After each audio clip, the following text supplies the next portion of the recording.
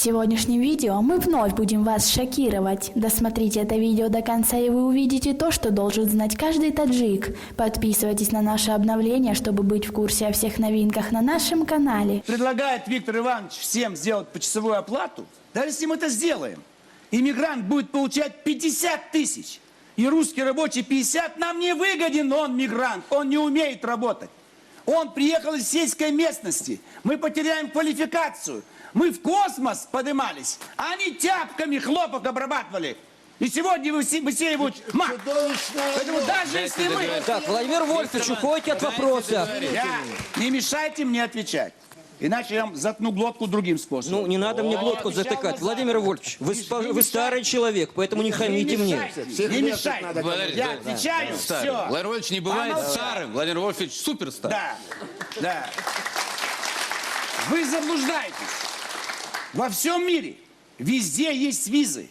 Если вам кажется, что 19 век, то в Евросоюзе есть визы. Везде визы. Шенгенская зона, это что такое? Шенгенская виза. Внутри шенгенской зоны есть визы. Получить надо визу, чтобы по этой зоне гулять. Это вам нужно получить. А мы об этом и говорим. Помолчите, членам Евросоюза визу получать не надо. Я говорю еще раз, мы не в Евросоюзе. Приведение визы – это забор перед всеми, кто хочет к нам приехать. Включая Украину, Белоруссию. Все, я сказал по-русски все. А таможенный союз – это другое совсем. Я говорю про тех, кто не вошел в таможенный союз. А все остальные, у нас есть и Прибалтика еще, тоже часть Советского Союза. Это все разный статус. В одну кашу не надо мешать. Поэтому то, что вы говорите, чипы, отпечатки пальцев, роговица глаза – это дополнение к визам. И как вы будете контроль осуществлять? Они приехали, покажи визу, или будем отпечатки пальцев снимать и в базу данных запрашивать. Пальчики, и сколько, час будем ждать? Он приехать не должен. При отсутствии визы он не должен приехать. А если с пальчиками, он уже стоит у нас в Домодедово. Если он в базе данных, он и сейчас не может приехать. Я вам говорю еще раз. При отсутствии визы его не посадят в самолет Аэрофлота Дюшанбе, Москва. Сейчас не посадят. Сажают. В Таджикистане. Вот сейчас везде сажают, потому что у нас... И заворачивают даже на въезде. по внутренним документам. Не мешайте. Сегодня у нас можно ехать куда угодно по внутренним паспортам. Возможно, с января мы ведем везде заграничные паспорта, но этого мало. Вот заграничные паспорта шлепают тысячами, миллионами в Киргизию для всех.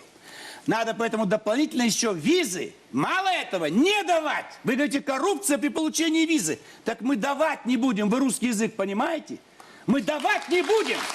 Поэтому платить взятку не за что.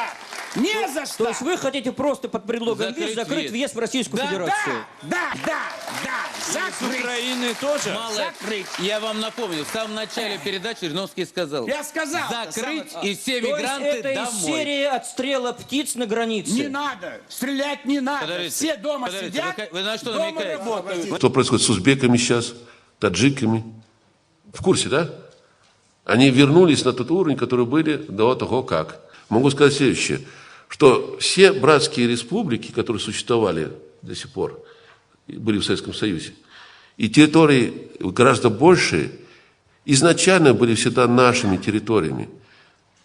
Это не было то, что мы присоединили, а было то, что когда жители, представьте, желтой расы начали вырезать друг друга, что они очень любят делать, между прочим, часть племен, которых они вырезали, спасаясь бегством от гибели, уничтожения, уходили и приходили к нам, нашим предкам имеется в виду. И наши предки предоставляли им земли, наши земли, а не их собственные земли. И они поселились, стали нашими, квартирантами, не квартирантами, а соседями по коммунальной квартире, да? Но эта квартира-то наша, наших предков. То есть не то, что их территория была в Китае и так далее, и так далее.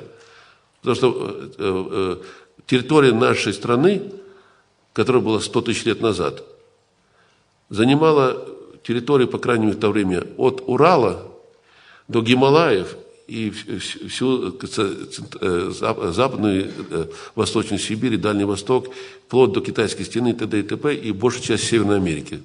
А потом и всю Европу стал занимать, когда ледник ушел. Уже после катастрофы, конечно. И эти земли были наших предков. И наши предки приняли, потому что желтые, черные, красные расы появились порядка 40 тысяч лет назад. Это подтверждено всеми и так далее фактами.